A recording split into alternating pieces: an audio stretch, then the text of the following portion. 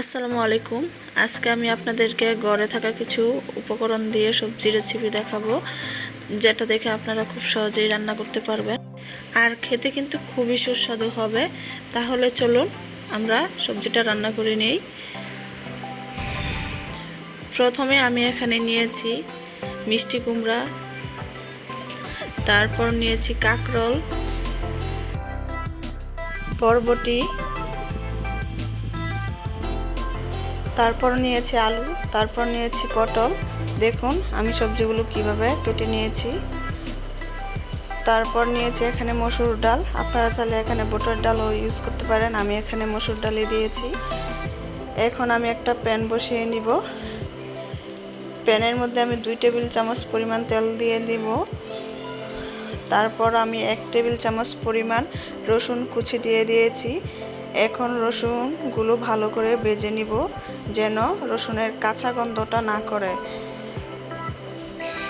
তারপর দিয়েছি মরিচ, তারপর সবজিগুলো ঢেলে দিয়েছি। এখন একটু ভালো করে নেড়ে নিব।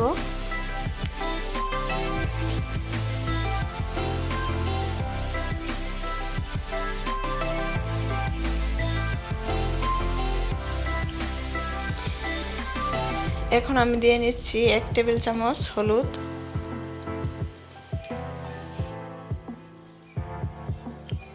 তারপর দিয়ে নিচ্ছি জিরা,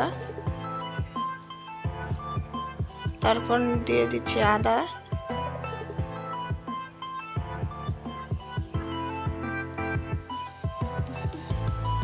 তারপর দিয়ে দিচ্ছি এলাচ, খাল, তেজপাতা, তারপর দিয়ে দিচ্ছি কাঁচামরিচ,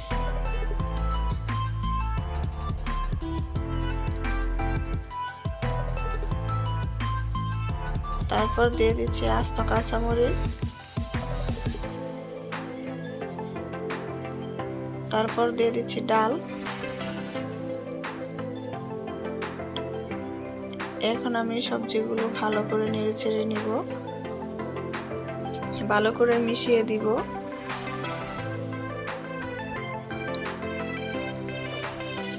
এই যে দেখুন ভালো করে মিশানো হয়ে গেছে। এখন আমি পরিমাণ মতো পানি দিয়ে নিচ্ছি,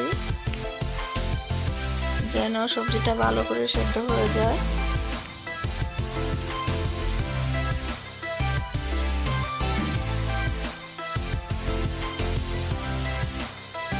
তারপর দিয়ে দিচ্ছি স্বাদ মতন লবণ।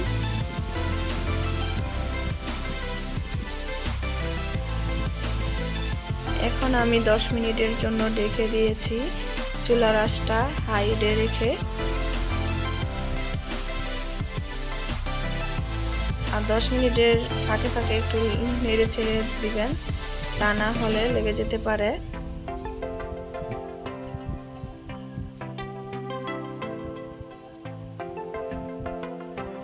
এই যে দেখুন সবজিটা সুন্দরভাবে সেদ্ধ হয়ে গিয়েছে। এখন আমি আরেকটা প্যানে পাঁচফোড়ন দিয়ে নিয়েছি, পাঁচফোড়নগুলো ভেজে নিব ভালো করে। পাঁচফোড়নটা দিলে সবজির স্বাদটা আরও বেড়ে যাবে। তারপর আরেকটা প্যানে আমি তেল দিয়ে নিয়েছি। এখন আমি পেঁয়াজ কুচি দিয়ে নিয়েছি, পেঁয়াজটা ভালো করে ভেজে নিব। এখন আমি ভেজে রাখা পাঁচফোড়নগুলো দিয়ে নিচ্ছি, তারপর দিয়ে দিচ্ছি পেঁয়াজ ভাজা সবজিগুলো আমি বাগার দিচ্ছি। এখন আমি ভালো করে নেড়ে ছেড়ে নিব। আমার সবজি রান্না হয়ে গেছে। এই যে দেখুন আমার সবজির কালারটাও বেশ সুন্দর হয়েছে। আপনাদের কাছে ভালো লাগলে অবশ্যই সাবস্ক্রাইব করে দিবেন, লাইক কমেন্ট শেয়ার করে দিবেন। আজকের মতন বিদায় নিচ্ছি। সবাই ভালো থাকবেন, সুস্থ থাকবেন। আল্লাহ হাফেজ।